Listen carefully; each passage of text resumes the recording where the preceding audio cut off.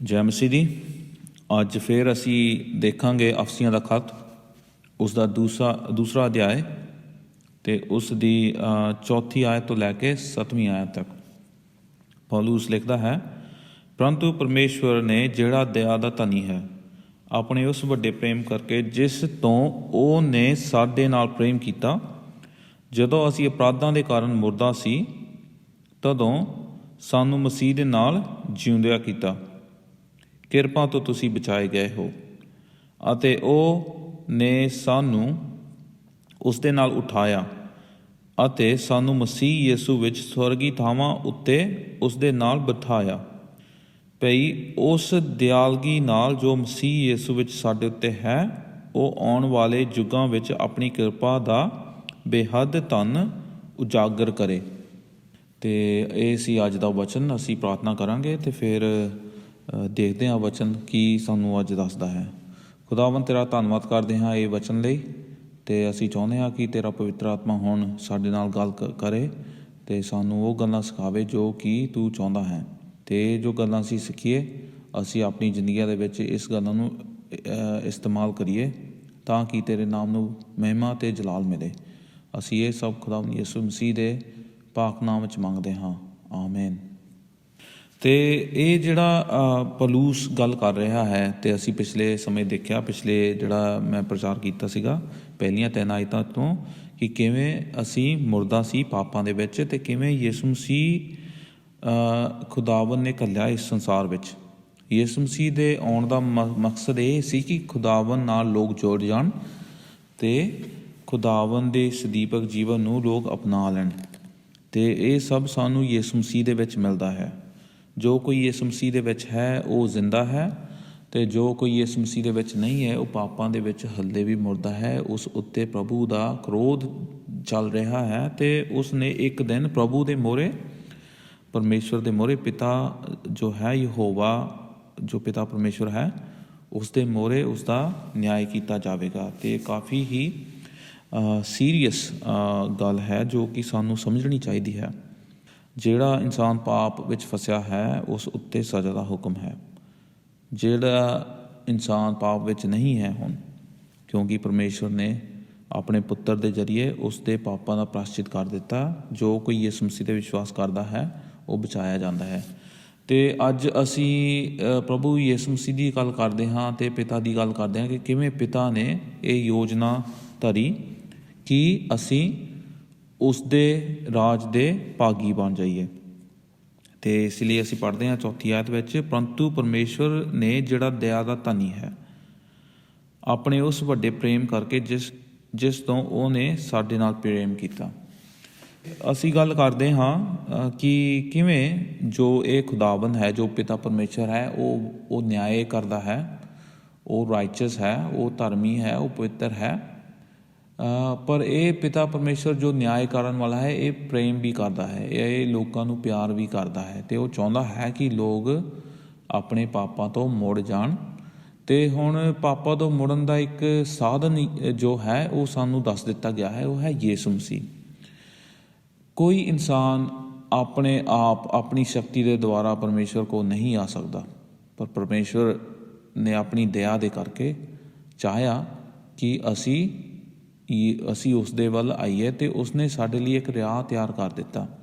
ਅਤੇ ਇਸ ਤੋਂ ਸਾਨੂੰ ਪਤਾ ਲੱਗਦਾ ਹੈ ਪਹਿਲੀ ਗੱਲ ਜੋ ਕਿ ਅਸੀਂ ਅੱਜ ਗੱਲ ਕਰਦੇ ਹਾਂ ਵੀ ਪ੍ਰਭੂ ਕੌਣ ਹੈ, ਅਤੇ ਉਹਦਾ ਇੱਕ ਸਾਡੀ ਜ਼ਿੰਦਗੀਆਂ ਦੇ ਵਿੱਚ ਕੀ ਅਹੁਦਾ ਹੈ, ਅਤੇ ਉਹ ਕੀ ਕੰਮ ਕਰਦਾ ਹੈ ਸਾਡੀ ਜ਼ਿੰਦਗੀਆਂ ਦੇ ਵਿੱਚ।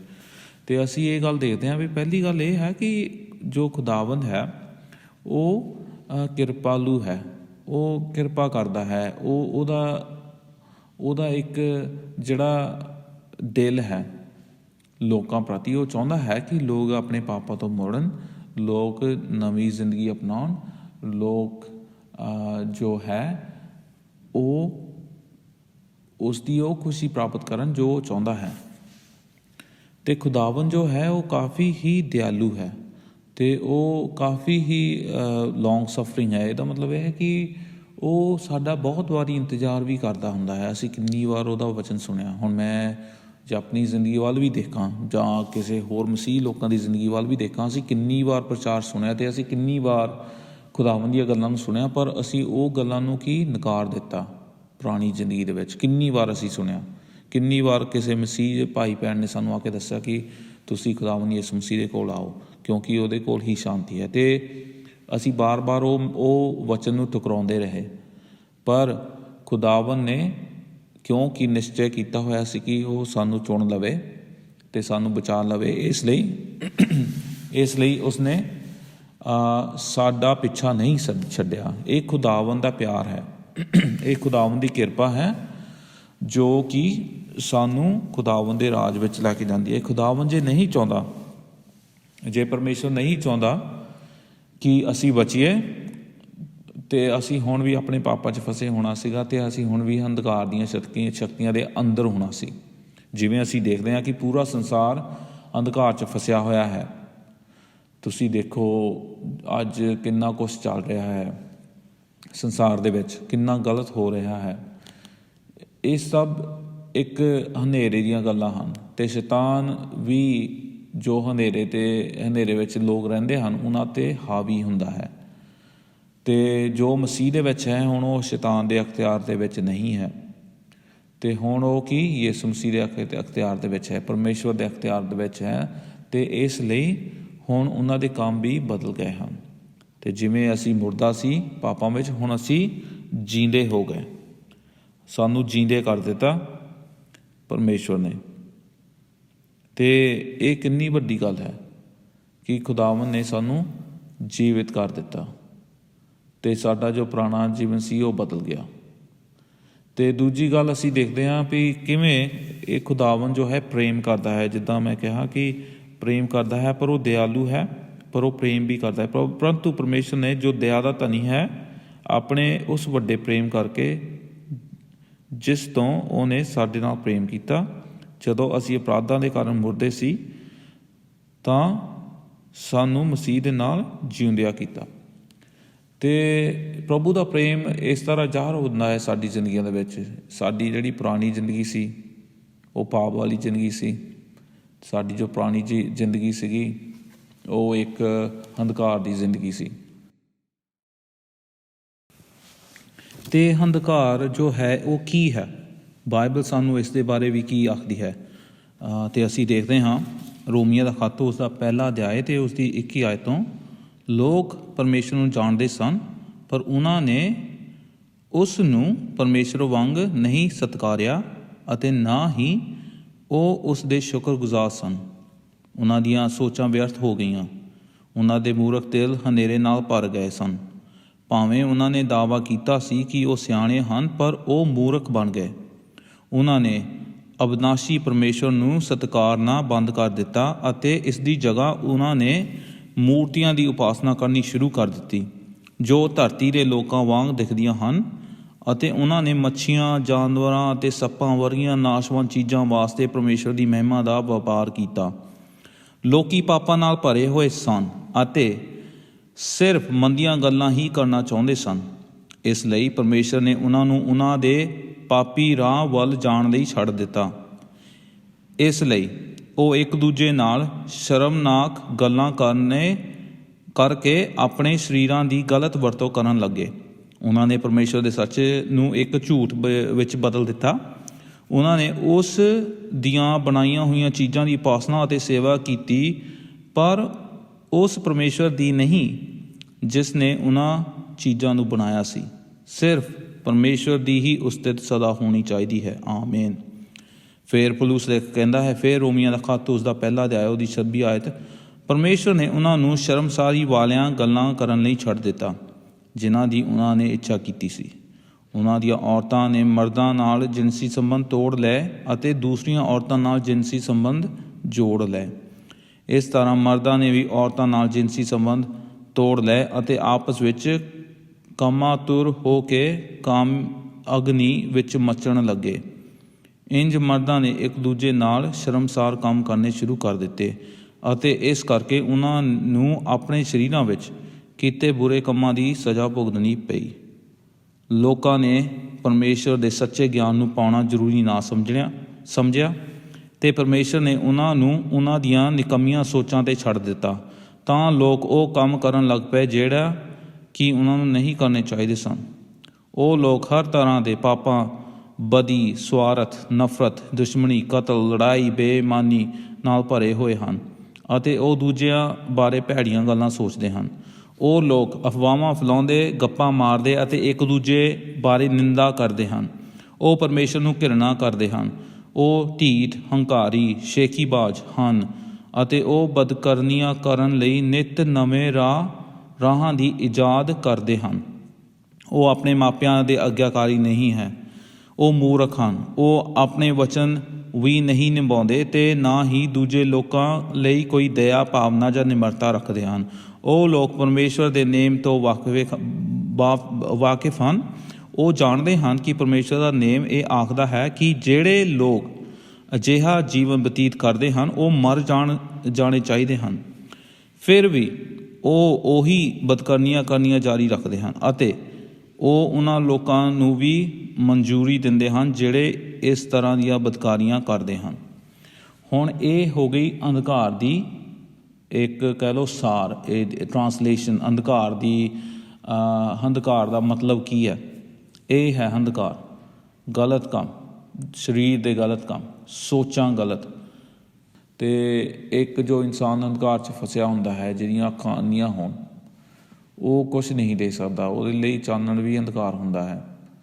ਇੱਕ ਇਨਸਾਨ ਨੂੰ ਜਦੋਂ ਅੱਖਾਂ ਮਿਲਦੀਆਂ ਹਨ, ਜਿਹੜੇ ਅੰਨੇ ਇਨਸਾਨ ਨੂੰ ਅੱਖਾਂ ਮਿਲਦੀਆਂ ਹਨ, ਅਤੇ ਉਹ ਫਿਰ ਦੁਬਾਰਾ ਦੇਖ ਸਕਦਾ ਹੈ ਕਿ ਦੁਨੀਆ ਕਿੰਨੀ ਸੋਹਣੀ ਹੈ।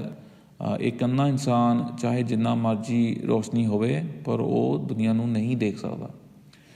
ਪੁਆਇੰਟ ਇਹ ਆ ਕਿ ਖੁਦਾਵੰਦ ਨੇ ਸਾਡੀਆਂ ਅੱਖਾਂ ਨੂੰ ਖੋਲ੍ਹ ਦਿੱਤਾ। ਅਸੀਂ ਅੰਧਕਾਰ 'ਚ ਫਸੇ ਸੀ, ਸਾਡੀਆਂ ਅੱਖਾਂ ਦੇ ਉੱਤੇ ਕੋਈ ਰੋਸ਼ਨੀ ਨਹੀਂ ਸੀ, ਅਤੇ ਉਸਨੇ ਸਾਡੀਆਂ ਅੱਖਾਂ ਖੋਲ੍ਹ ਦਿੱਤੀਆਂ, ਆਤਮਿਕ ਅੱਖਾਂ, ਅਤੇ ਅਸੀਂ ਦੇਖਣ ਲੱਗ ਪਏ। ਖੁਦਾਵੰਦ ਦੀਆਂ ਗੱਲਾਂ ਨੂੰ ਅਸੀਂ ਸੁਣਨ ਲੱਗ ਪਏ। ਸਾਡਾ ਦਿਲ ਕੀ ਬਦਲ ਗਿਆ, ਅਤੇ ਖੁਦਾਵੰਦ ਨੇ ਸਾਨੂੰ ਇੱਕ ਨਵਾਂ ਦਿਲ ਦੇ ਦਿੱਤਾ। ਅਤੇ ਅਸੀਂ ਪੜ੍ਹਦੇ ਹਾਂ ਰੋਮੀਆਂ ਦਾ ਖੱਤ, ਉਹਦਾ 5ਵਾਂ ਅਧਿਆਇ ਅਤੇ ਉਹਦੀ 8ਵੀਂ ਆਇਤ ਵਿੱਚ ਕਿ ਪ੍ਰਭੂ ਆਪਣਾ ਪਿਆਰ ਸਾਡੇ ਲਈ ਇਵੇਂ ਦਰਸਾਉਂਦਾ ਹੈ ਕਿ ਪ੍ਰਭੂ ਯਿਸੂ ਮਸੀਹ ਪਾਪੀਆਂ ਲਈ ਮਾਰਿਆ ਗਿਆ। ਉਹ ਆਪਣਾ ਪਿਆਰ ਸਾਨੂੰ ਇਸ ਤਰ੍ਹਾਂ ਦਿਖਾਉਂਦਾ ਹੈ। ਅਤੇ ਦੁਨੀਆ ਵਿੱਚ ਕੋਈ ਵੀ ਇੱਦਾਂ ਦਾ ਪਾਪੀ ਨਹੀਂ ਹੈ ਜਿਸ ਨੂੰ ਯਿਸੂ ਮਸੀਹ ਨਹੀਂ ਬਚਾ ਸਕਦਾ। ਹੁਣ ਮੈਂ ਇੱਕ ਕਹਾਣੀ ਦੱਸਦਾ ਹਾਂ ਇੱਕ ਇਨਸਾਨ ਦੀ। ਇੱਕ ਮੈਂ ਪਾਸਟਰ ਨੂੰ ਜਾਣਦਾ ਹਾਂ ਕਿਸੇ ਹੋਰ ਦੇਸ਼ ਦੇ ਵਿੱਚ, ਅਮੈਰੀਕਾ 'ਚ ਪਾਸਟਰ ਆ ਇਨਫੈਕਟ। ਅਤੇ ਇਹ ਇੱਕ ਬਜ਼ੁਰਗ ਪਾਸਟਰ ਨੇ ਜੇਲ੍ਹ ਵਿੱਚ ਜਾਣਾ ਸ਼ੁਰੂ ਕਰ ਦਿੱਤਾ। ਜੇਲ੍ਹ ਵਿੱਚ ਜਾ ਕੇ ਇਹ ਇਨਸਾਨ, ਇਹ ਪਾਸਟਰ ਜੋ ਸੀ, ਉਹ ਪ੍ਰਚਾਰ ਕਰਦਾ ਹੁੰਦਾ ਸੀਗਾ, ਅਤੇ ਜਿੰਨੇ ਕੈਦੀ ਸੀ ਉਹ ਪ੍ਰਚਾਰ ਸੁਣਨ ਆਉਂਦੇ ਸੀਗੇ। ਉਹਨਾਂ ਵਿੱਚੋਂ ਇੱਕ ਕੈਦੀ ਇੱਦਾਂ ਦਾ ਸੀ ਜਿਸ ਨੇ ਕਿ ਕਤਲ ਕੀਤਾ ਸੀਗਾ, ਅਤੇ ਉਸ ਕੈਦੀ ਦੀ ਨੂੰ ਮੌਤ ਦੀ ਸਜ਼ਾ ਮਿਲੀ ਹੋਈ ਸੀ। ਅਤੇ ਉਹ ਕੈਦੀ ਜੋ ਸੀ ਉਹ ਲਗਭਗ ਆਪਣੀ ਸਜ਼ਾ ਕੱਟ ਚੁੱਕਾ ਸੀਗਾ, ਅਤੇ ਹੁਣ ਉਸ ਦੀ ਮੌਤ ਦੀ ਜੋ ਡੇਟ ਆ ਰਹੀ ਸੀਗੀ, ਜੋ ਕਿ ਉਸ ਨੂੰ ਸਜ਼ਾ ਮਿਲਣੀ ਸੀ ਮੌਤ ਦੀ ਇੰਜੈਕਸ਼ਨ, ਲੀਥਲ ਇੰਜੈਕਸ਼ਨ ਦੇ ਨਾਲ, ਉਹ ਡੇਟ ਸਮਾਂ ਨਜ਼ਦੀਕ ਆ ਰਿਹਾ ਸੀਗਾ। ਅਤੇ ਜੋ ਇੱਕ ਇਹ ਪਾਸਟਰ ਸੀਗਾ, ਬਜ਼ੁਰਗ ਪਾਸਟਰ ਸੀ, ਉਹ ਜਾਂਦਾ ਸੀਗਾ ਇਸ ਕੈਦੀ ਕੋਲ, ਅਤੇ ਉਹ ਪ੍ਰਚਾਰ ਕਰਦਾ ਸੀਗਾ ਸਾਰੇ ਕੈਦੀਆਂ ਨੂੰ। ਅਤੇ ਇੱਕ ਦਿਨ ਇਸ ਕੈਦੀ ਨੇ ਪਾਸਟਰ ਦੇ ਕੋਲ ਆ ਕੇ ਕਿਹਾ ਕਿ ਮੈਨੂੰ ਪਰਮੇਸ਼ਵਰ ਕਿਵੇਂ ਬਚਾ ਸਕਦਾ ਹੈ, ਮੈਂ ਇੰਨਾ ਘਿਨਾਉਣਾ ਪਾਪ ਕੀਤਾ ਹੈ, ਮੈਨੂੰ ਮੌਤ ਦੀ ਸਜ਼ਾ ਮਿਲੀ ਹੈ, ਅਤੇ ਮੇਰੇ ਜੋ ਗੁਨਾਹ ਹਨ ਉਹ ਬਹੁਤ ਹੀ ਵੱਡੇ ਹਨ। ਅਤੇ ਪਾਸਟਰ ਨੇ ਉਸ ਨੂੰ ਕਹਿਣਾ ਸ਼ੁਰੂ ਕਰ ਦਿੱਤਾ ਕਿ ਹਾਲਾਂਕਿ ਜੇ ਅਸੀਂ ਇਸ ਦੁਨੀਆ 'ਤੇ ਕੋਈ ਪਾਪ ਕਰਦੇ ਹਾਂ ਜਾਂ ਗਲਤ ਕੰਮ ਕਰਦੇ ਹਾਂ ਜਾਂ ਕੋਈ ਕ੍ਰਾਈਮ ਕਰਦੇ ਹਾਂ, ਕਾਨੂੰਨ ਤੋੜਦੇ ਹਾਂ, ਅਤੇ ਉਹਦੀ ਤਾਂ ਸਜ਼ਾ ਸਾਨੂੰ ਮਿਲਣੀ ਹੀ ਹੈ ਇਸ ਸੰਸਾਰ ਦੇ ਵਿੱਚ। ਪਰ ਉਸ ਤੋਂ ਬਾਅਦ ਸਾਨੂੰ ਸਾਡਾ ਜੋ ਨਿਆਂ ਹੈ ਉਹ ਪਰਮੇਸ਼ਰ ਦੇ ਮੂਹਰੇ ਹੋਣਾ ਹੈ, ਜਿਵੇਂ ਕਿ ਅਸੀਂ ਇਬਰਾਨੀਆਂ ਦਾ ਖੱਤ ਉਸ ਦਾ 9 ਅਧਿਆਇ ਅਤੇ ਉਸ ਦੀ 27 ਆਇਤ 'ਚ ਪੜ੍ਹਦੇ ਹਾਂ। ਅਤੇ ਪਾਸਟਰ ਨੇ ਉਸ ਨੂੰ ਦੱਸਣਾ ਸ਼ੁਰੂ ਕਰ ਦਿੱਤਾ ਕਿ ਕਿਵੇਂ ਯਿਸੂ ਮਸੀਹ ਨੇ, ਜੋ ਕਿ ਦੋ ਕ੍ਰਿਮੀਨਲ ਸਨ ਜੋ ਕਿ ਯਿਸੂ ਮਸੀਹ ਦੇ ਨਾਲ ਸਲੀਬ 'ਤੇ ਟੰਗੇ ਗਏ, ਉਹਨਾਂ ਵਿੱਚੋਂ ਇੱਕ ਜੋ ਸੀ ਉਸ ਨੂੰ ਵੀ ਮੌਤ ਦੀ ਸਜ਼ਾ ਮਿਲੀ ਸੀ, ਇਸ ਕਰਕੇ ਉਸ ਨੂੰ ਸਲੀਬ 'ਤੇ ਚਾੜ੍ਹਿਆ ਗਿਆ। ਤੇ ਇਹ ਜੋ ਕ੍ਰਿਮੀਨਲ ਸੀ, ਇਹ ਦੋਨੋਂ ਜੋ ਸੀ ਯਿਸੂ ਮਸੀਹ ਦੇ ਆਲੇ ਦੁਆਲੇ ਜਿਹੜੇ ਟੰਗੇ ਹੋਏ, ਉਹਨਾਂ ਵਿੱਚੋਂ ਇੱਕ ਨੇ ਆਪਣੇ ਗੁਨਾਹਾਂ ਦਾ ਇਕਰਾਰ ਕੀਤਾ ਪ੍ਰਭੂ ਦੇ ਮੂਹਰੇ, ਤੇ ਪ੍ਰਭੂ ਨੂੰ ਉਸਨੇ ਕਿਹਾ ਕਿ ਹੇ ਪ੍ਰਭੂ, ਮੈਨੂੰ ਆਪਣੇ ਰਾਜ ਵਿੱਚ ਯਾਦ ਕਰੀ। ਤੇ ਪ੍ਰਭੂ ਯਿਸੂ ਮਸੀਹ ਨੇ ਕਿਹਾ ਕਿ ਅੱਜ ਹੀ ਤੂੰ ਮੇਰੇ ਨਾਲ ਪੈਰਾਡਾਈਸ ਦੇ ਵਿੱਚ ਹੋਵੇਂਗਾ। ਪਾਸਟਰ ਨੇ ਉਸਨੂੰ ਇਹ ਜਦੋਂ ਗੱਲਾਂ ਦੱਸੀਆਂ, ਤੇ ਉਹ ਇਨਸਾਨ ਜੋ ਕੈਦੀ ਸੀ, ਜੋ ਕਿ ਕਦੀ ਰੋਂਦਾ ਨਹੀਂ ਸੀ ਤੇ ਕਦੀ ਉਸਦੇ ਉੱਤੇ ਕੋਈ ਇੱਦਾਂ ਦਾ ਇਮੋਸ਼ਨ ਨਹੀਂ ਸੀ ਆਉਂਦਾ ਵੀ ਉਹ ਰੋਵੇ ਜਾਂ ਉਹ ਆਪਣੇ ਪਾਪਾਂ ਤੋਂ ਸ਼ਰਮਿੰਦਾ ਹੋਵੇ, ਪਰ ਉਸ ਦਿਨ ਉਹ ਆਪਣੇ ਪਾਪਾਂ ਤੋਂ ਬਹੁਤ ਹੀ ਸ਼ਰਮਿੰਦਾ ਸੀ। ਤੇ ਉਸਨੇ ਕਿਹਾ ਕਿ ਜੇ ਯਿਸੂ ਮਸੀਹ ਸਾਰਿਆਂ ਨੂੰ ਮਾਫ਼ ਕਰ ਸਕਦਾ ਹੈ ਤੇ ਉਹ ਮੈਨੂੰ ਵੀ ਮਾਫ਼ ਕਰ ਸਕਦਾ ਹੈ। ਤੇ ਪਾਸਟਰ ਨੇ ਕਿਹਾ ਬਿਲਕੁਲ, ਕਿਉਂਕਿ ਸਾਨੂੰ ਬਾਈਬਲ ਦੱਸਦੀ ਹੈ ਕਿ ਯਿਸੂ ਮਸੀਹ ਪਾਪੀਆਂ ਦੇ ਲਈ ਮਾਰਿਆ ਗਿਆ। ਤੁਸੀਂ ਕੋਈ ਵੀ ਕਿੰਨਾ ਵੀ ਵੱਡਾ ਪਾਪ ਨਾ ਕੀਤਾ ਹੋਵੇ, ਹਾਲਾਂਕਿ ਉਸ ਦੀ ਸਜ਼ਾ ਸ਼ਾਇਦ ਤੁਹਾਨੂੰ ਮਿਲੇ ਇਸ ਸੰਸਾਰ ਦੇ ਵਿੱਚ, ਕਿਉਂਕਿ ਸੰਸਾਰ ਦੇ ਵਿੱਚ ਕਾਨੂੰਨ ਹੈ, ਸੰਸਾਰ ਦੇ ਵਿੱਚ ਲਾਅ ਐਂਡ ਆਰਡਰ ਹੈ, ਗਵਰਨਮੈਂਟਸ ਹੈ ਜੋ ਕਿ ਚਾਹੁੰਦੀਆਂ ਹਨ ਕਿ ਉਹਨਾਂ ਦੇ ਨਾਗਰਿਕ, ਉਹਨਾਂ ਦੇ ਦੇਸ਼ਾਂ ਦੇ ਨਾਗਰਿਕ ਹੀ ਸੁਰੱਖਿਅਤ ਰਹਿਣ। ਪਰ ਇਸ ਦਾ ਮਤਲਬ ਇਹ ਨਹੀਂ ਹੈ ਕਿ ਕੋਈ ਇਨਸਾਨ ਪਾਪ ਤੋਂ ਰਹਿਤ ਹੈ। ਪਰਮੇਸ਼ਰ ਦੀ ਨਜ਼ਰਾਂ ਦੇ ਵਿੱਚ ਇੱਕ ਵੀ ਪਾਪ ਘਿਨਾਉਣਾ ਹੈ ਤੇ 1000 ਪਾਪ ਵੀ ਘਿਨਾਉਣੇ ਹਨ। ਇਸ ਕਰਕੇ ਅਸੀਂ ਪੜ੍ਹਦੇ ਹਾਂ ਯਾਕੂਬ ਦੀ ਕਿਤਾਬ ਦੇ ਵਿੱਚ ਵੀ ਕਿ ਕਿਵੇਂ ਕਹਿੰਦਾ ਹੈ ਕਿ ਜੇ ਅਸੀਂ ਇੱਕ ਹੁਕਮ ਨੂੰ ਤੋੜਦੇ ਹਾਂ, ਅਸੀਂ ਸਾਰੇ ਹੁਕਮਾਂ ਨੂੰ ਤੋੜ ਦਿੱਤਾ। ਅਤੇ ਇਹ ਪਾਸਟਰ ਨੇ ਜਦੋਂ ਇਹ ਗੱਲਾਂ ਦੱਸਣੀਆਂ ਸ਼ੁਰੂ ਕਰ ਦਿੱਤੀਆਂ ਕਿ ਕਿਵੇਂ ਪ੍ਰਭੂ ਪਾਪੀਆਂ ਨਾਲ ਪ੍ਰੇਮ ਕਰਦਾ, ਅਤੇ ਉਹ ਚਾਹੁੰਦਾ ਹੈ ਕਿ ਪਾਪੀ ਤੌਬਾ ਕਰਨ ਅਤੇ ਮੁੜ ਆਉਣ ਅਤੇ ਯੂ ਟਰਨ ਮਾਰ ਲੈਣ। ਅਤੇ ਜਦੋਂ ਹੁੰਦਾ ਹੈ ਯੂ ਟਰਨ ਦਿਲ ਦਾ, ਤੌਬਾ ਕਰਦਾ ਹੈ ਕੋਈ ਇਨਸਾਨ, ਉਹ ਕੀ ਬਚਾਇਆ ਜਾਂਦਾ ਹੈ। ਅਤੇ ਅਸੀਂ ਪੜ੍ਹਦੇ ਹਾਂ ਫਿਰ ਰੋਮੀਆਂ ਦੇ ਖੱਤ ਵਿੱਚ ਕਿ ਜੋ ਇਨਸਾਨ ਤੌਬਾ ਕਰਦਾ ਹੈ ਉਹ ਬਚਾਇਆ ਜਾਂਦਾ ਹੈ। ਅਤੇ ਤੌਬਾ ਵੀ ਇੱਕ ਪਰਮੇਸ਼ਰ ਦਾ ਤੋਹਫਾ ਹੈ ਸਾਡੇ ਲਈ, ਅਤੇ ਇਹ ਪਰਮੇਸ਼ਰ ਦਾ ਪਿਆਰ ਹੈ। ਜੇ ਅੱਜ ਤੁਹਾਨੂੰ ਇਹ ਵਚਨ ਸੁਣ ਰਿਹਾ ਹੈ ਅਤੇ ਤੁਹਾਨੂੰ ਅੱਜ ਖੁਦਾਵੰਦ ਕਹਿ ਰਿਹਾ ਹੈ ਕਿ ਤੌਬਾ ਕਰੋ, ਆਪਣੇ ਪਾਪਾਂ ਤੋਂ ਮੁੜੋ, ਇਹ ਵੀ ਖੁਦਾਵੰਦ ਦਾ ਪਿਆਰ ਹੈ ਤੁਹਾਡੇ ਲਈ। ਉਹ ਚਾਹੁੰਦਾ ਹੈ ਕਿ ਤੁਸੀਂ ਸਦੀਵਕ ਜੀਵਨ ਨੂੰ ਗ੍ਰਹਿਣ ਕਰ ਲਵੋ, ਤੁਹਾਨੂੰ ਉਹ ਤੋਹਫੇ ਵਿੱਚ ਮਿਲ ਜਾਵੇ ਸਦੀਵਕ ਜੀਵਨ। ਅਤੇ ਜਦੋਂ ਪਾਸਟਰ ਨੇ ਇਹ ਗੱਲਾਂ ਦੱਸਣੀਆਂ ਸ਼ੁਰੂ ਕਰ ਦਿੱਤੀਆਂ, ਇੱਕ ਕੈਦੀ ਨੂੰ ਜਿਸ ਦੀ ਮੌਤ 3 ਜਾਂ 4 ਦਿਨ ਵਿੱਚ ਹੋਣ ਵਾਲੀ ਸੀ, ਉਸਨੇ ਪ੍ਰਭੂ ਯਿਸੂ ਮਸੀਹ ਦੀਆਂ ਗੱਲਾਂ ਨੂੰ ਸੁਣਿਆ ਅਤੇ ਅਪਣਾਇਆ, ਤੌਬਾ ਕੀਤੀ ਅਤੇ ਉਹ ਮਸੀਹ ਬਣ ਗਿਆ। ਹਾਲਾਂਕਿ ਉਸ ਨੂੰ ਮੌਤ ਦੀ ਸਜ਼ਾ ਮਿਲੀ, ਜਿਵੇਂ ਕਿ ਉਹ ਅਪਰਾਧੀ ਨੂੰ ਜੋ ਯਿਸੂ ਮਸੀਹ ਦੇ ਨਾਲ ਟੰਗਿਆ ਹੋਇਆ ਸੀਗਾ। 2 ਅਪਰਾਧੀ ਸੀ, ਇੱਕ ਨੇ ਤੌਬਾ ਕੀਤੀ, ਇੱਕ ਨੇ ਨਹੀਂ ਕੀਤੀ। ਜਿਸ ਨੇ ਤੌਬਾ ਕੀਤੀ ਉਸ ਨੂੰ ਮੌਤ ਦੀ ਸਜ਼ਾ ਤਾਂ ਮਿਲੀ, ਉਹ ਮਰ ਗਿਆ, ਪਰ ਉਹ ਯਿਸੂ ਮਸੀਹ ਦੇ ਨਾਲ ਹੁਣ ਉਹ ਯਿਸੂ ਮਸੀਹ ਦੇ ਰਾਜ ਵਿੱਚ ਸ਼ਾਮਿਲ ਹੋਵੇਗਾ। ਇਸ ਤੋਂ ਪਤਾ ਲੱਗਦਾ ਹੈ ਕਿ ਕੋਈ ਵੀ ਇਨਸਾਨ ਜਿੰਨਾ ਮਰਜ਼ੀ ਵੱਡਾ ਪਾਪੀ ਕਿਉਂ ਨਾ ਹੋਵੇ, ਖੁਦਾਵੰਦ ਯਿਸੂ ਮਸੀਹ ਦੀ ਕਿਰਪਾ ਉਸਦੇ ਪਾਪ ਤੋਂ ਕਿਤੇ ਵੱਡੀ ਹੈ, ਅਤੇ ਇਹ ਖੁਦਾਵੰਦ ਦਾ ਪਿਆਰ ਹੈ। ਅਤੇ ਉਹ ਚਾਹੁੰਦਾ ਹੈ ਕਿ ਸਾਡਾ ਜੀਵਨ ਬਦਲ ਜਾਵੇ ਅਤੇ ਹੁਣ ਅਸੀਂ ਪਾਪ ਦੇ ਵਿੱਚ ਨਾ ਫਸੀਏ, ਬਲਕਿ ਖੁਦਾਵੰਦ ਦੀਆਂ ਗੱਲਾਂ ਉੱਤੇ ਚੱਲਦੇ ਰਹੀਏ। ਅਤੇ ਤੀਜੀ ਗੱਲ ਇਹ ਹੈ ਕਿ ਖੁਦਾਵੰਦ ਜੋ ਹੈ ਉਹ ਆਪਣੇ ਵਾਅਦੇ ਨੂੰ ਯਾਦ ਰੱਖਦਾ ਹੈ। ਜਿਹੜਾ ਵਾਅਦਾ ਉਸਨੇ ਆਪਣੇ ਲੋਕਾਂ ਨਾਲ ਕੀਤਾ ਉਹ ਪੂਰਾ ਵੀ ਕਰੇਗਾ, ਅਤੇ ਉਹਨੇ ਸਾਨੂੰ ਉਸ ਦੇ ਨਾਲ ਉਠਾਇਆ ਅਤੇ ਸਾਨੂੰ ਮਸੀਹ ਯਿਸੂ ਵਿੱਚ ਸਵਰਗੀ ਥਾਵਾਂ ਉੱਤੇ ਉਸ ਦੇ ਨਾਲ ਬਿਠਾਇਆ।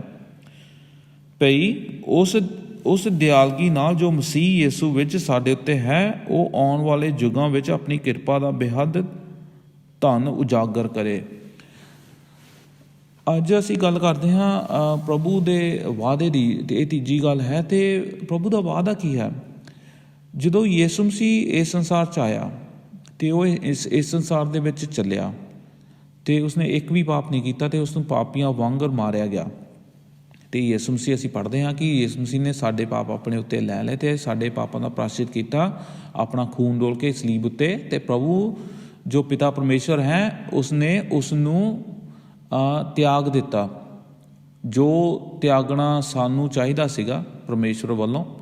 ਪਰਮੇਸ਼ਰ ਨੇ ਆਪਣੇ ਪੁੱਤਰ ਨੂੰ ਤਿਆਗ ਦਿੱਤਾ। ਪੁੱਤਰ ਨੇ ਸਾਡੇ ਪਾਪਾਂ ਦਾ ਪ੍ਰਾਸ਼ਚਿਤ ਕੀਤਾ। ਪਾਪਾਂ ਦੇ ਵਿੱਚ ਜੇ ਅਸੀਂ ਫਸੇ ਹੁੰਦੇ ਹਾਂ, ਜੇ ਅਸੀਂ ਅੱਜ ਵੀ ਇਸ ਮਸੀਹ 'ਤੇ ਵਿਸ਼ਵਾਸ ਨਹੀਂ ਕਰਦੇ, ਇੱਕ ਤਰ੍ਹਾਂ ਖੁਦਾਵੰਦ ਨੇ ਸਾਨੂੰ ਤਿਆਗਿਆ ਹੋਇਆ ਹੈ। ਪਰ ਯਿਸੂ ਮਸੀਹ ਦੇ ਵਿੱਚ ਜੋ ਪਾਏ ਜਾਂਦੇ ਹਨ, ਪ੍ਰਭੂ ਉਹਨਾਂ ਨੂੰ ਅਪਣਾਉਂਦਾ ਹੈ। ਅਸੀਂ ਪ੍ਰਭੂ ਨੂੰ ਨਹੀਂ ਅਪਣਾਉਂਦੇ, ਪ੍ਰਭੂ ਸਾਨੂੰ ਅਪਣਾਉਂਦਾ ਹੈ। ਉਹ ਸਾਨੂੰ ਅਪਣਾਉਣ ਲਈ ਉਸਨੇ ਆਪਣੇ ਪੁੱਤਰ ਨੂੰ ਤਿਆਗ ਦਿੱਤਾ ਅਤੇ ਪੁੱਤਰ ਕੀ ਮਾਰਿਆ ਗਿਆ ਸਲੀਬ ਉੱਤੇ। ਅਤੇ ਪ੍ਰਭੂ ਦੀ ਕਿਰਪਾ ਨਾਲ ਪੁੱਤਰ ਤੀਜੇ ਦਿਨ ਜੀ ਉੱਠਿਆ, ਕਿਉਂਕਿ ਉਸਦਾ ਜੀ ਉੱਠਣਾ ਤੈਅ ਸੀਗਾ। ਅਤੇ ਕਿਉਂਕਿ ਪ੍ਰਭੂ ਯਿਸੂ ਮਸੀਹ ਜੀ ਉੱਠਿਆ, ਇਸ ਲਈ ਅਸੀਂ ਵੀ ਜੀ ਉੱਠਾਂਗੇ। ਪ੍ਰਭੂ ਯਿਸੂ ਮਸੀਹ ਦੇ ਨਾਲ ਅਸੀਂ ਮਾਰੇ ਗਏ ਸਲੀਬ ਦੇ ਉੱਤੇ। ਸਾਡਾ ਜੋ ਪੁਰਾਣਾ ਆਦਮੀ ਹੈ, ਜੋ ਸਾਡਾ ਇੱਕ ਪੁਰਾਣਾ ਲਾਈਫ ਜ਼ਿੰਦਗੀ ਹੈ ਜੋ ਯਿਸੂ ਮਸੀਹ ਤੋਂ ਪਹਿਲਾਂ ਸੀ, ਉਹ ਸਲੀਬ ਉੱਤੇ ਮਾਰ ਦਿੱਤੀ ਗਈ। ਸਾਡਾ ਪੁਰਾਣਾ ਆਦਮੀ ਪ੍ਰਭੂ ਯਿਸੂ ਮਸੀਹ ਦੇ ਨਾਲ ਸਲੀਬ 'ਤੇ ਮਾਰਿਆ ਗਿਆ ਅਤੇ ਉਹ ਦਫਨਾਇਆ ਗਿਆ। ਅਤੇ ਜਿਵੇਂ ਤੀਜੇ ਦਿਨ ਯਿਸੂ ਮਸੀਹ ਜੀ ਉੱਠਿਆ, ਉਵੇਂ ਹੀ ਸਾਡਾ ਹੁਣ ਨਵਾਂ ਆਦਮੀ, ਜਿਹੜਾ ਕਿ ਨਵਾਂ ਸੈਲਫ ਹੈ, ਨਿਊ ਸੈਲਫ, ਉਹ ਕੀ ਜੀ ਉੱਠਿਆ ਯਿਸੂ ਮਸੀਹ ਦੇ ਨਾਲ। ਅਤੇ ਕਿਉਂਕਿ ਹੁਣ ਯਿਸੂ ਮਸੀਹ ਸਵਰਗ ਵਿੱਚ ਬੈਠਾ ਹੈ, ਆਤਮਿਕ ਤੌਰ 'ਤੇ ਅਸੀਂ ਵੀ ਪ੍ਰਭੂ ਯਿਸੂ ਮਸੀਹ ਦੇ ਨਾਲ ਸਵਰਗ ਦੇ ਵਿੱਚ ਬੈਠੇ ਹਾਂ, ਕਿਉਂਕਿ ਸਾਡਾ ਹੁਣ ਸਵਰਗ ਦੇ ਵਿੱਚ ਥਾਂ ਪੱਕਾ ਹੈ। ਇਹ ਗੱਲ ਬਹੁਤ ਹੀ ਧਿਆਨ ਦੇਣ ਵਾਲੀ ਹੈ। ਕਿਉਂਕਿ ਜਦੋਂ ਤੁਸੀਂ ਯਿਸੂ ਮਸੀਹ ਦੇ ਨਾਲ ਜੁੜ ਗਏ, ਜਿੱਥੇ ਹੁਣ ਯਿਸੂ ਮਸੀਹ ਹੈ ਉੱਥੇ ਹੁਣ ਤੁਸੀਂ ਹੋ। ਯਿਸੂ ਮਸੀਹ ਆਪਣੇ ਪਿਤਾ ਦੇ ਸੱਜੇ ਹੱਥ ਬੈਠਾ ਹੈ ਅਤੇ ਯਿਸੂ ਮਸੀਹ ਸਵਰਗ ਦੇ ਵਿੱਚ ਸਾਡੇ ਲਈ ਦਲੀਲ ਦਿੰਦਾ ਹੈ, ਜਿਵੇਂ ਕਿ ਅਸੀਂ ਪੜ੍ਹਦੇ ਹਾਂ ਇਬਰਾਨੀਆਂ ਦੇ ਖੱਤ ਵਿੱਚ। ਇਸ ਤੋਂ ਸਾਨੂੰ ਪਤਾ ਲੱਗਦਾ ਹੈ ਕਿ ਜਿਹੜਾ ਕੋਈ ਮਸੀਹ ਦੇ ਵਿੱਚ ਹੈ ਉਹ ਆਪਣੀ ਮੁਕਤੀ ਨੂੰ ਖੋ ਨਹੀਂ ਸਕਦਾ। ਜਿਵੇਂ ਕਿ ਕਈ ਪਾਸਟਰ ਜਾਂ ਕਈ ਪ੍ਰਚਾਰਕ ਕਹਿੰਦੇ ਹਨ, ਤੁਸੀਂ ਆਪਣੀ ਮੁਕਤੀ ਗਵਾ ਸਕਦੇ ਹੋ। ਬਾਈਬਲ ਸਾਨੂੰ ਦੱਸਦੀ ਹੈ ਕਿ ਯਿਸੂ ਮਸੀਹ ਇੰਨਾ ਸ਼ਕਤੀਸ਼ਾਲੀ ਹੈ, ਕੋਈ ਵੀ ਉਸਦੇ ਹੱਥਾਂ ਵਿੱਚੋਂ ਨਿਕਲ ਨਹੀਂ ਸਕਦਾ। ਕੋਈ ਸ਼ੈਤਾਨ ਜਾਂ ਕੋਈ ਇੱਦਾਂ ਦਾ ਬੰਧਨ ਸਾਨੂੰ ਯਿਸੂ ਮਸੀਹ ਦੇ ਕੋਲੋਂ ਖਿੱਚ ਕੇ ਨਹੀਂ ਲਿਜਾ ਸਕਦਾ। ਅਤੇ ਜੇ ਅਸੀਂ ਵਾਕਈ ਹੀ ਬਚਾਏ ਹੋਏ ਹਾਂ, ਅਸੀਂ ਹਮੇਸ਼ਾ ਯਿਸੂ ਮਸੀਹ ਦੇ ਨਾਲ ਰਵਾਂਗੇ। ਅਤੇ ਯਿਸੂ ਮਸੀਹ ਕਹਿੰਦਾ ਹੈ, ਮੈਂ ਸਵਰਗ ਦੇ ਵਿੱਚ ਤੁਹਾਡਾ ਥਾਂ ਬਣਾਉਣ ਲਈ ਜਾ ਰਿਹਾ ਹਾਂ, ਇਸ ਲਈ ਤੁਸੀਂ ਮੇਰਾ ਇੰਤਜ਼ਾਰ ਕਰਦੇ ਰਹੋ। ਜਿਹੜਾ ਇਨਸਾਨ ਯਿਸੂ ਮਸੀਹ ਦਾ ਇੰਤਜ਼ਾਰ ਕਰ ਰਿਹਾ ਹੈ, ਅੰਤ ਤੱਕ ਉਹ ਬਚਾਇਆ ਜਾਵੇਗਾ। ਅਤੇ ਜੋ ਲੋਕ ਯਿਸੂ ਮਸੀਹ ਨੂੰ ਵਿੱਚ ਰਾਹ ਛੱਡ ਦਿੰਦੇ ਹਨ, ਅਤੇ ਉਹ ਸ਼ਾਇਦ ਕਈ ਵਾਰੀ ਸਾਨੂੰ ਪਤਾ ਲੱਗਦਾ ਹੈ ਕਿ ਸ਼ਾਇਦ ਉਹ ਮਸੀਹ ਦੇ ਨਾਲ ਜੁੜੇ ਵੀ ਨਹੀਂ ਸੀ, ਪਰ ਉਹ ਇੱਕ ਸਰੀਰਕ ਤੌਰ 'ਤੇ ਸ਼ਾਇਦ ਜੁੜੇ ਹੋਣਗੇ, ਇੱਕ ਦੁਨਿਆਵੀ ਤੌਰ 'ਤੇ, ਪਰ ਆਤਮਿਕ ਤੌਰ 'ਤੇ ਉਹ ਪ੍ਰਭੂ ਯਿਸੂ ਮਸੀਹ ਤੋਂ ਦੂਰ ਸੀ। ਇਸ ਲਈ ਅਸੀਂ ਪੜ੍ਹਦੇ ਹਾਂ ਜਰਮਾਇਆ ਨਬੀ ਦੀ ਕਿਤਾਬ, ਉਹਦਾ 31ਵਾਂ ਅਧਿਆਇ ਅਤੇ ਉਹਦੀ 33 ਆਇਤ, ਵੀ ਕਿਵੇਂ ਪ੍ਰਭੂ ਕਹਿੰਦਾ ਹੈ ਕਿ ਮੈਂ ਆਪਣੀ ਨਵੀਂ ਸ਼ਰ੍ਹਾ ਬਣਾਵਾਂਗਾ ਉਹਨਾਂ ਲੋਕਾਂ ਦੇ ਨਾਲ, ਅਤੇ ਉਹਨਾਂ ਦੇ ਦਿਲਾਂ ਵਿੱਚ ਮੈਂ ਆਪਣਾ ਕਾਨੂੰਨ ਲਿਖ ਦੇਵਾਂਗਾ, ਅਤੇ ਉਹਨਾਂ ਦਾ ਮੈਂ ਪਰਮੇਸ਼ਵਰ ਹੋਵਾਂਗਾ ਅਤੇ ਉਹ ਲੋਕ ਮੇਰੇ ਹੋਣਗੇ। ਅਤੇ ਅੱਜ ਅਸੀਂ ਇਹੀ ਦੇਖਦੇ ਹਾਂ ਵੀ ਕਿਵੇਂ ਯਿਸੂ ਮਸੀਹ ਦੇ ਵਿੱਚ ਹੁਣ ਖੁਦਾਵੰਦ ਨਾਲ ਲੋਕ ਜੁੜ ਗਏ ਹਨ। ਜਿਹੜਾ ਇਨਸਾਨ ਯਿਸੂ ਮਸੀਹ ਦੇ ਵਿੱਚ ਹੈ ਉਹ ਖੁਦਾਵੰਦ ਦੇ ਨਾਲ ਹੈ। ਜਿਹੜਾ ਖੁਦਾਵੰਦ ਦੇ ਨਾਲ ਨਹੀਂ ਹੈ, ਯਿਸੂ ਮਸੀਹ ਦੇ ਨਾਲ ਨਹੀਂ ਹੈ, ਉਹ ਖੁਦਾਵੰਦ ਦੇ ਨਾਲ ਨਹੀਂ ਹੈ, ਉਹ ਪਿਤਾ ਦੇ ਨਾਲ ਨਹੀਂ ਹੈ। ਕਿਉਂਕਿ ਪਿਤਾ ਪੁੱਤਰ ਦੇ ਵਿੱਚ ਹੈ ਅਤੇ ਪੁੱਤਰ ਪਿਤਾ ਦੇ ਵਿੱਚ ਹੈ। ਅਤੇ ਜੇ ਅਸੀਂ ਪੁੱਤਰ ਦੇ ਵਿੱਚ ਹਾਂ ਅਤੇ ਅਸੀਂ ਪਿਤਾ ਦੇ ਨਾਲ ਹਾਂ, ਅਤੇ ਪਿਤਾ ਸਾਡੇ ਨਾਲ ਹੈ। ਇਸ ਕਰਕੇ ਹੁਣ ਸਵਰਗ ਦਾ ਦਰਵਾਜ਼ਾ ਜੋ ਹੈ ਉਹ ਸਾਡੇ ਲਈ ਖੁੱਲ੍ਹ ਗਿਆ ਹੈ। ਅਤੇ ਜੋ ਪਿਤਾ ਨੇ ਆਪਣੇ ਪੁੱਤਰ ਨਾਲ ਵਾਅਦਾ ਕੀਤਾ, ਜਿਹੜਾ ਕਿ ਅਸੀਂ ਪੜ੍ਹਦੇ ਹਾਂ ਯੂਹੰਨਾ ਦੀ ਇੰਜੀਲ ਉਹਦਾ 10ਵਾਂ ਅਧਿਆਇ ਅਤੇ ਯੂਹੰਨਾ ਦੀ ਇੰਜੀਲ ਉਹਦਾ 17ਵਾਂ ਅਧਿਆਇ, ਉਹਦੇ ਵਿੱਚ ਸਾਫ਼ ਲਿਖਦਾ ਹੈ ਕਿ ਜਿਨ੍ਹਾਂ ਨੂੰ ਪਿਤਾ ਨੇ ਪੁੱਤਰ ਨੂੰ ਸਪੁਰਦ ਕਰ ਦਿੱਤਾ, ਜਿਨ੍ਹਾਂ ਲੋਕਾਂ ਨੂੰ ਪਿਤਾ ਨੇ ਚੁਣਿਆ, ਪੁੱਤਰ ਨੇ ਉਹਨਾਂ ਲੋਕਾਂ ਦਾ ਹਰਜਾਨਾ ਭਰਿਆ, ਅਤੇ ਹੁਣ ਉਹ ਲੋਕ ਪਿਤਾ ਦੇ ਨਾਲ ਰਹਿ ਰਹੇ ਹਨ ਯਿਸੂ ਮਸੀਹ ਦੇ ਵਿੱਚ। ਅਤੇ ਸਵਰਗ ਜੋ ਹੈ, ਅਸੀਂ ਤਾਂ ਜਾਣਦੇ ਹਾਂ ਕਿ ਸਵਰਗ ਜੋ ਹੈ ਨਵਾਂ ਧਰਤੀ ਅਤੇ ਨਵਾਂ ਅਸਮਾਨ ਹੈ। ਸਵਰਗ ਅਸੀਂ ਪੜ੍ਹਦੇ ਹਾਂ ਪ੍ਰਕਾਸ਼ ਦੀ ਪੋਥੀ, ਉਹਦਾ 21ਵਾਂ ਅਧਿਆਇ, ਕਿ ਕਿਵੇਂ ਖੁਦਾਵੰਦ ਨੇ ਨਵੀਂ ਧਰਤੀ ਦੀ ਉਸਾਰੀ ਕਰਨੀ ਹੈ, ਜਿਸ ਉੱਤੇ ਨਵਾਂ ਸ਼ਹਿਰ ਜਰੂਸਲਮ ਉਤਾਰਿਆ ਜਾਵੇਗਾ ਸਵਰਗ ਤੋਂ, ਅਤੇ ਉਸ ਸ਼ਹਿਰ ਵਿੱਚ ਲੋਕ ਰਹਿਣਗੇ ਅਤੇ ਪ੍ਰਭੂ ਯਿਸੂ ਮਸੀਹ ਉਹਨਾਂ ਦੇ ਵਿੱਚ ਰਹੇਗਾ। ਇਹ ਵਾਅਦਾ ਹੈ ਜੋ ਕਿ ਯਿਸੂ ਮਸੀਹ ਦੇ ਵਿੱਚ ਆਲਰੇਡੀ ਪੂਰਾ ਹੋ ਚੁੱਕਾ ਹੈ, ਕਿਉਂਕਿ ਯਿਸੂ ਮਸੀਹ ਨੇ ਸਭ ਕੰਮ ਪੂਰਾ ਕਰ ਦਿੱਤਾ ਹੈ। ਇਸ ਕਰਕੇ ਸਾਡਾ ਸਵਰਗ ਜਾਣਾ ਤੈਅ ਹੈ। ਪਰ ਸਾਨੂੰ ਇਹ ਗੱਲਾਂ ਉੱਤੇ ਵੀ ਧਿਆਨ ਲਾਉਣ ਦੀ ਲੋੜ ਹੈ ਕਿ ਜੇ ਅਸੀਂ ਵਾਕਈ ਮਸੀਹ ਦੇ ਵਿੱਚ ਹਾਂ, ਸਾਨੂੰ ਮਸੀਹ ਦੇ ਨਾਲ ਚੱਲਣ ਦੀ ਲੋੜ ਹੈ। ਅਤੇ ਅਸੀਂ ਚਾਹੁੰਦੇ ਹਾਂ ਕਿ ਅਸੀਂ ਮਸੀਹ ਦੇ ਨਾਲ ਚੱਲਦੇ ਰਹੀਏ, ਅਤੇ ਇਹ ਵੀ ਖੁਦਾਵੰਦ ਦਾ ਇੱਕ ਵਾਅਦਾ ਹੈ। ਜੇ ਅਸੀਂ ਮਸੀਹ ਦੇ ਨਾਲ ਚੱਲ ਰਹੇ ਹਾਂ ਅਤੇ ਇਹਦਾ ਮਤਲਬ ਇਹ ਹੈ ਕਿ ਖੁਦਾਵੰਦ ਆਪਣੇ ਵਾਅਦੇ ਦਾ ਪੱਕਾ ਹੈ, ਅਤੇ ਉਹ ਤੁਹਾਨੂੰ ਹਾਲੇ ਵੀ ਆਪਣੇ ਹੱਥਾਂ ਵਿੱਚ ਰੱਖ ਰਿਹਾ ਹੈ, ਅਤੇ ਕਿੰਨੀ ਮਹਾਨ ਗੱਲ ਹੈ ਸਾਡੇ ਲਈ। ਤੇ ਅੰਤ ਵਿੱਚ ਮੈਂ ਇਹੀ ਕਹਿਣਾ ਚਾਹਾਂਗਾ ਕਿ ਸੰਸਾਰ ਦੇ ਵਿੱਚ ਦੋ ਲੋਕ ਹਨ, ਦੋ ਤਰ੍ਹਾਂ ਦੇ ਲੋਕ ਹਨ। ਇੱਕ ਲੋਕ ਉਹ ਹਨ ਜੋ ਕਿ ਅੰਧਕਾਰ 'ਚ ਹਨ ਅਤੇ ਜੋ ਕਿ ਇਸ ਮਸੀਹ ਦੇ ਵਿੱਚ ਨਹੀਂ ਹਨ।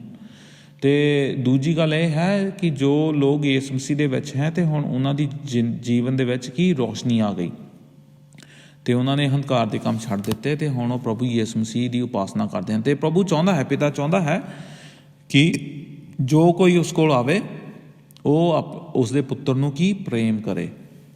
ਜਿਹੜਾ ਕੋਈ ਇਨਸਾਨ ਕਹਿੰਦਾ ਹੈ ਉਹ ਰੱਬ ਨੂੰ ਪਿਆਰ ਕਰਦਾ ਹੈ, ਉਹ ਰੱਬ ਨੂੰ ਜਾਣਦਾ ਹੈ ਅਤੇ ਰੱਬ ਨੂੰ ਮੰਨਦਾ ਹੈ, ਉਹ ਪਰਮੇਸ਼ਰ ਨੂੰ ਜਾਣਦਾ ਹੈ, ਅਤੇ ਜੇ ਉਹ ਪ੍ਰਭੂ ਯਿਸੂ ਮਸੀਹ ਦੀ ਉਪਾਸਨਾ ਨਹੀਂ ਕਰਦਾ ਅਤੇ ਉਹ ਪ੍ਰਭੂ ਯਿਸੂ ਮਸੀਹ ਕੋਲ ਨਹੀਂ ਆਉਂਦਾ, ਤੌਬਾ ਨਹੀਂ ਕਰਦਾ, ਅਤੇ ਉਸ ਦਾ ਕੋਈ ਰਿਸ਼ਤਾ ਨਹੀਂ ਹੈ ਪਰਮੇਸ਼ਰ ਦੇ ਨਾਲ। ਕਿਉਂਕਿ ਪਰਮੇਸ਼ਰ ਕਹਿੰਦਾ ਹੈ ਜੋ ਕੋਈ ਮੇਰੇ ਕੋਲ ਆਉਂਦਾ ਹੈ ਉਹ ਮੇਰੇ ਪੁੱਤਰ ਨੂੰ ਕੀ ਪ੍ਰੇਮ ਕਰੇ।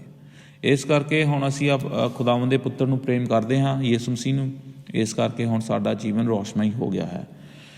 ਅਤੇ ਜਿਵੇਂ ਮੈਂ ਕਿਹਾ ਕਿ ਦੋ ਤਰ੍ਹਾਂ ਦੇ ਇਨਸਾਨ ਹਨ ਅਤੇ ਦੋ ਤਰ੍ਹਾਂ ਦੀਆਂ ਜ਼ਿੰਦਗੀਆਂ ਹਨ, ਇੱਕ ਅੰਧਕਾਰ ਦੀ, ਇੱਕ ਰੌਸ਼ਨੀ ਦੀ। ਇੱਕ ਜਿਹੜੀ ਜ਼ਿੰਦਗੀ ਹੈ ਉਹ ਨਰਕ ਵੱਲ ਜਾ ਰਹੀ ਹੈ, ਇੱਕ ਜ਼ਿੰਦਗੀ ਹੈ ਉਹ ਸਵਰਗ ਵੱਲ ਜਾ ਰਹੀ ਹੈ। ਇੱਕ ਜੀਵਨ ਹੈ ਜੋ ਕਿ ਖੁੱਲ੍ਹਾ ਰਾਹ ਹੈ, ਇੱਕ ਜੀਵਨ ਹੈ ਜੋ ਕਿ ਤੰਗ ਰਾਹ ਹੈ।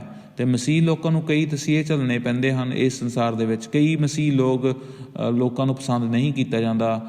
ਅਸੀਂ ਦੇਖਦੇ ਹਾਂ ਕਿੰਨੇ ਦੇਸ਼ਾਂ ਦੇ ਵਿੱਚ ਮਸੀਹ ਲੋਕਾਂ ਨੂੰ ਮਾਰਿਆ ਜਾਂਦਾ ਹੈ। ਕਿਉਂਕਿ ਉਹਨਾਂ ਲੋਕਾਂ ਕੋਲ ਸੱਚ ਹੈ। ਮਸੀਹ ਲੋਕ ਲੜਦੇ ਨਹੀਂ ਹਨ ਕਿਸੇ ਦੇ ਨਾਲ, ਪਰ ਉਹਨਾਂ ਨੂੰ ਮਾਰਿਆ ਜਾਂਦਾ ਹੈ। ਕਿਉਂਕਿ ਉਹਨਾਂ ਕੋਲ ਸੱਚ ਹੈ। ਅਤੇ ਸ਼ੈਤਾਨ ਦੇ ਲੋਕ ਜੋ ਹਨ ਉਹ ਕੀ ਉਹਨਾਂ ਉੱਤੇ ਵਾਰ ਕਰਦੇ ਹਨ। ਅਤੇ ਇਹ ਜੋ ਮੈਂ ਗੱਲਾਂ ਕਹਿ ਰਿਹਾ ਹਾਂ ਇਹ ਪਰਮੇਸ਼ਰ ਦੀਆਂ ਗੱਲਾਂ ਹੈ। ਇਹ ਗੱਲਾਂ ਪਰਮੇਸ਼ਰ ਦੀਆਂ ਹਨ ਜੋ ਕਿ ਧਰਤੀ ਦਾ ਰਚਨਕਾਰ ਹੈ ਅਤੇ ਜੋ ਕਿ ਇਸ ਸੰਸਾਰ ਦਾ ਮਾਲਕ ਹੈ। ਉਸਨੇ ਸਾਨੂੰ ਸਾਰਿਆਂ ਨੂੰ ਬਣਾਇਆ ਹੈ। ਕੋਈ ਵੀ ਇਨਸਾਨ ਕਿਸੇ ਵੀ ਧਰਮ ਤੋਂ ਆਉਂਦਾ ਹੈ, ਕਿਸੇ ਵੀ ਕਲਚਰ ਤੋਂ ਆਉਂਦਾ ਹੈ, ਉਹ ਸਾਰੇ ਲੋਕ ਹੀ ਯਿਸੂ ਮਸੀਹ ਦੇ ਕਹਿਣ ਦੇ ਨਾਲ ਬਣਾਏ ਗਏ। ਅਤੇ ਜੋ ਕੋਈ ਯਿਸੂ ਮਸੀਹ ਤੋਂ ਆਉਂਦਾ ਹੈ ਉਸ ਨੂੰ ਅਪਣਾਉਂਦਾ ਹੈ, ਯਿਸੂ ਮਸੀਹ ਉਹਨਾਂ ਨੂੰ ਅਪਣਾਉਂਦਾ ਹੈ ਅਤੇ ਯਿਸੂ ਮਸੀਹ ਉਹਨਾਂ ਦੇ ਵਿੱਚ ਰਹਿੰਦਾ ਹੈ। ਇਸ ਕਰਕੇ ਸੰਸਾਰ ਮਸੀਹ ਲੋਕਾਂ ਨੂੰ ਨਫ਼ਰਤ ਕਰਦੇ ਹਨ ਕਿਉਂਕਿ ਉਹ ਯਿਸੂ ਮਸੀਹ ਦੀਆਂ ਗੱਲਾਂ ਨੂੰ ਪਸੰਦ ਨਹੀਂ ਕਰਦੇ। ਇਸ ਕਰਕੇ ਅਸੀਂ ਦੇਖਦੇ ਹਾਂ ਵੀ ਇਸ ਸੰਸਾਰ ਵਿੱਚ ਦੋ ਤਰ੍ਹਾਂ ਦੀਆਂ ਜ਼ਿੰਦਗੀਆਂ ਹਨ ਅਤੇ ਦੋ ਤਰ੍ਹਾਂ ਦੇ ਇਨਸਾਨ ਹਨ। ਅਤੇ ਇਸ ਲਈ ਅਸੀਂ ਕਹਿੰਦੇ ਹਾਂ ਕਿ ਇਹ ਜੋ ਸਿਚੁਏਸ਼ਨ ਹੈ ਸੰਸਾਰ ਦੀ ਉਹ ਬਹੁਤ ਹੀ ਇੱਕ ਬੁਰੀ ਸਿਚੁਏਸ਼ਨ ਹੈ। ਕਿਉਂਕਿ ਕਿੰਨੇ ਲੋਕ ਨਰਕ ਦੇ ਰਾਹ 'ਤੇ ਜਾ ਰਹੇ ਹਨ। ਅਤੇ ਜਦੋਂ ਅਸੀਂ ਬਾਈਬਲ ਪੜ੍ਹਦੇ ਹਾਂ ਸਾਨੂੰ ਪਤਾ ਲੱਗਦਾ ਹੈ ਕਿ ਪਰਮੇਸ਼ਰ ਚਾਹੁੰਦਾ ਹੈ ਕਿ ਅਸੀਂ ਯਿਸੂ ਮਸੀਹ ਦੀ ਖੁਸ਼ਖਬਰੀ ਦਾ ਪ੍ਰਚਾਰ ਕਰੀਏ ਤਾਂ ਕਿ ਲੋਕ ਬਚ ਜਾਣ ਉਹ ਸਜ਼ਾ ਤੋਂ ਜਿਹੜੀ ਕਿ ਇਸ ਸੰਸਾਰ ਵੱਲ ਆ ਰਹੀ ਹੈ। ਜਿਸ ਦਿਨ ਅਸੀਂ ਮਰ ਗਏ ਉਸ ਦਿਨ ਸਾਡਾ ਨਿਆਂ ਹੋਵੇਗਾ। ਇਸ ਕਰਕੇ ਖੁਦਾਵੰਦ ਕਹਿੰਦਾ ਹੈ ਕਿ ਅੱਜ ਮੁਕਤੀ ਦਾ ਦਿਨ ਹੈ। ਇਬਰਾਨੀਆਂ 'ਚ ਅਸੀਂ ਪੜ੍ਹਦੇ ਹਾਂ, ਇਬਰਾਨੀਆਂ ਦਾ ਖੱਤ, ਉਹਦੇ ਵਿੱਚ ਪੜ੍ਹਦੇ ਹਾਂ ਕਿ ਮੁਕਤੀ ਦਾ ਦਿਨ ਕੀ ਅੱਜ ਹੈ। ਜੇ ਤੁਸੀਂ ਇਹ ਵਚਨ ਸੁਣ ਰਹੇ ਹੋ ਅਤੇ ਖੁਦਾਵੰਦ ਯਿਸੂ ਮਸੀਹ ਨੂੰ ਨਹੀਂ ਅਪਣਾਇਆ ਹਾਲੇ ਤੱਕ, ਖੁਦਾਵੰਦ ਯਿਸੂ ਮਸੀਹ ਦੇ ਵੱਲ ਆਓ ਅਤੇ ਉਸ ਦੇ ਵਚਨ ਨੂੰ ਸੁਣੋ ਅਤੇ ਆਪਣੇ ਮਨ ਨੂੰ ਫਿਰਾਓ ਤਾਂ ਕਿ ਖੁਦਾਵੰਦ ਤੁਹਾਨੂੰ ਸਦੀਵਕ ਜੀਵਨ ਦੇ ਸਕੇ। ਜਿਹੜਾ ਕੋਈ ਯਿਸੂ ਮਸੀਹ ਦੇ ਵਿੱਚ ਨਹੀਂ ਹੈ ਉਹ ਨਰਕ ਦਾ ਭਾਗੀ ਹੈ। ਇਸੇ ਲਈ ਮਸੀਹ ਭਾਈ ਭੈਣ ਸ਼ਹਿਰ ਤੋਂ ਸ਼ਹਿਰ, ਪਿੰਡਾਂ ਤੋਂ ਪਿੰਡ ਅਤੇ ਦੇਸ਼ਾਂ ਤੋਂ ਦੇਸ਼ ਪ੍ਰਚਾਰ ਕਰਨ ਜਾਂਦੇ ਹਨ ਅਤੇ ਉਹ ਲੋਕਾਂ ਨੂੰ ਚੇਤਾਵਨੀ ਦੇ ਰਹੇ ਹਨ ਕਿ ਖੁਦਾਵੰਦ ਵੱਲ ਮੁੜੋ ਕਿਉਂਕਿ ਇੱਕ ਦਿਨ ਆ ਰਿਹਾ ਹੈ ਜੋ ਕਿ ਇਸ ਦੁਨੀਆ ਦਾ ਅੰਤ ਹੋਵੇਗਾ ਅਤੇ ਉਸ ਤੋਂ ਬਾਅਦ ਸਾਰੇ ਲੋਕਾਂ ਦਾ ਨਿਆਂ ਕੀਤਾ ਜਾਵੇਗਾ। ਅਤੇ ਜੋ ਯਿਸੂ ਮਸੀਹ ਦੇ ਵਿੱਚ ਹਨ ਉਹ ਬਚਾਏ ਜਾਣਗੇ ਅਤੇ ਜੋ ਯਿਸੂ ਮਸੀਹ ਦੇ ਵਿੱਚ ਨਹੀਂ ਹੈ ਉਹ ਨਹੀਂ ਬਚਾਏ ਜਾਣਗੇ। ਇਸ ਕਰਕੇ ਅੱਜ ਹੈ ਸਮਾਂ ਕਿ ਤੁਸੀਂ ਯਿਸੂ ਮਸੀਹ ਵੱਲ ਮੁੜੋ ਅਤੇ ਖੁਦਾਵੰਦ ਯਿਸੂ ਮਸੀਹ ਵੱਲ ਆਓ। ਇਹੀ ਖੁਸ਼ਖਬਰੀ ਹੈ ਕਿ ਯਿਸੂ ਮਸੀਹ ਨੇ ਤੁਹਾਡੇ ਪਾਪਾਂ ਦਾ ਹਰਜਾਨਾ ਭਰ ਦਿੱਤਾ ਹੈ ਅਤੇ ਹੁਣ ਤੁਸੀਂ ਜੇ ਵਿਸ਼ਵਾਸ ਕਰਦੇ ਹੋ ਯਿਸੂ ਮਸੀਹ 'ਤੇ, ਤੌਬਾ ਕਰਦੇ ਹੋ ਆਪਣੇ ਪਾਪਾਂ ਤੋਂ, ਅਤੇ ਖੁਦਾਵੰਦ ਯਿਸੂ ਮਸੀਹ ਕੀ ਤੁਹਾਨੂੰ ਬਚਾ ਲਵੇਗਾ। ਉਹ ਤੁਹਾਨੂੰ ਨਵਾਂ ਦਿਲ ਦੇਵੇਗਾ ਅਤੇ ਤੁਹਾਨੂੰ ਸਦੀਵਕ ਜੀਵਨ ਦੇਵੇਗਾ ਤੋਹਫੇ ਵਿੱਚ, ਜੋ ਕਿ ਤੁਸੀਂ ਕਿਸੇ ਵੀ ਕੰਮ ਦੇ ਨਾਲ, ਕਿਸੇ ਵੀ ਪੈਸਾ ਦੇ ਕੇ, ਕੁਛ ਵੀ ਕਰਕੇ ਨਹੀਂ ਖਰੀਦ ਸਕਦੇ। ਇਹ ਤੋਹਫਾ ਹੈ ਜੋ ਪਰਮੇਸ਼ਰ ਤੁਹਾਨੂੰ ਦਿੰਦਾ ਹੈ। ਇਸ ਲਈ ਮੈਂ ਕਹਿੰਦਾ ਹਾਂ ਕਿ ਖੁਦਾਵੰਦ ਜੋ ਹੈ ਉਹ ਸਾਨੂੰ ਇੱਕ ਚੰਗੀ ਜਗ੍ਹਾ ਵੱਲ ਲੈ ਕੇ ਜਾ ਰਿਹਾ ਹੈ ਮਸੀਹ ਲੋਕਾਂ ਨੂੰ। ਅਤੇ ਇਹ ਦੁਨੀਆ ਸਾਡਾ ਪਰਮਾਨੈਂਟ ਹੋਮ ਨਹੀਂ ਹੈ, ਇਹ ਦੁਨੀਆ ਸਾਡਾ ਘਰ ਨਹੀਂ ਹੈ। ਇਹ ਘਰ ਖਤਮ ਹੋ ਜਾਵੇਗਾ, ਪਰ ਸਾਡਾ ਆਉਣ ਵਾਲਾ ਘਰ ਜੋ ਹੈ ਉਹ ਕਦੀ ਵੀ ਖਤਮ ਨਹੀਂ ਹੋਵੇਗਾ। ਤੇ ਉਸ ਵਿੱਚ ਅਸੀਂ ਪਰਮੇਸ਼ਵਰ ਦੇ ਨਾਲ ਰਵਾਂਗੇ। ਤੇ ਸਾਨੂੰ ਇਹ ਗੱਲਾਂ 'ਤੇ ਅੱਜ ਧਿਆਨ ਦੇਣ ਦੀ ਲੋੜ ਹੈ ਤੇ ਖੁਦਾਵੰਦ ਯਿਸੂ ਮਸੀਹ ਦਾ ਧੰਨਵਾਦ ਕਰਨ ਦੀ ਲੋੜ ਹੈ। ਤੂੰ ਵਾਕਈ ਹੀ ਖੁਦਾਵੰਦ ਮਹਾਨ ਹੈ, ਤੇਰਾ ਪ੍ਰੇਮ ਮਹਾਨ ਹੈ ਤੇ ਤੂੰ ਵਾਕਈ ਹੀ ਕਿਰਪਾ ਕਰਦਾ ਹੈ, ਕਿਉਂਕਿ ਤੂੰ ਸਾਨੂੰ ਇਕੱਲਿਆਂ ਨਹੀਂ ਛੱਡਿਆ। ਤੂੰ ਸਾਨੂੰ ਬਚਾਉਣ ਲਈ ਆਪਣੇ ਪੁੱਤਰ ਨੂੰ ਘੱਲ ਦਿੱਤਾ, ਯਿਸੂ ਮਸੀਹ ਨੂੰ ਘੱਲ ਦਿੱਤਾ ਪਿਤਾ ਨੇ, ਤੇ ਇਸ ਲਈ ਅਸੀਂ ਉਸ ਦੀ ਕਿਰਪਾ ਦੇ ਰਾਹੀਂ ਬਚਾਏ ਗਏ। ਤੇ ਇਹ ਸੀ ਅੱਜ ਦਾ ਵਚਨ, ਤੇ ਖੁਦਾਵੰਦ ਤੁਹਾਨੂੰ ਇਸ ਵਚਨ ਤੋਂ ਬਰਕਤ ਦੇਵੇ। ਤੇ ਅਸੀਂ ਅਫਸੀਆਂ ਦੇ ਖੱਤ ਜੋ ਹੈ ਅਫਸੀਆਂ ਦਾ ਖੱਤ ਅਸੀਂ ਉਸ ਨੂੰ ਪੜ੍ਹਦੇ ਜਾਵਾਂਗੇ ਤੇ ਸਿੱਖਦੇ ਜਾਵਾਂਗੇ ਉਹ ਗੱਲਾਂ ਜੋ ਕਿ ਖੁਦਾਵੰਦ ਸਾਨੂੰ ਸਿਖਾਉਣਾ ਚਾਹੁੰਦਾ ਹੈ। ਤੇ ਖੁਦਾਵੰਦ ਤੁਹਾਨੂੰ ਸਭ ਨੂੰ ਬਰਕਤ ਦੇਵੇ ਇਸ ਵਚਨ ਦੇ ਦੁਆਰਾ। ਤੇ ਅਸੀਂ ਫਿਰ ਮਿਲਾਂਗੇ ਅਗਲੇ ਹਫ਼ਤੇ। ਤਦ ਤੱਕ ਲਈ ਤੁਹਾਨੂੰ ਸਾਰਿਆਂ ਨੂੰ ਜੈ ਮਸੀਹ ਜੀ।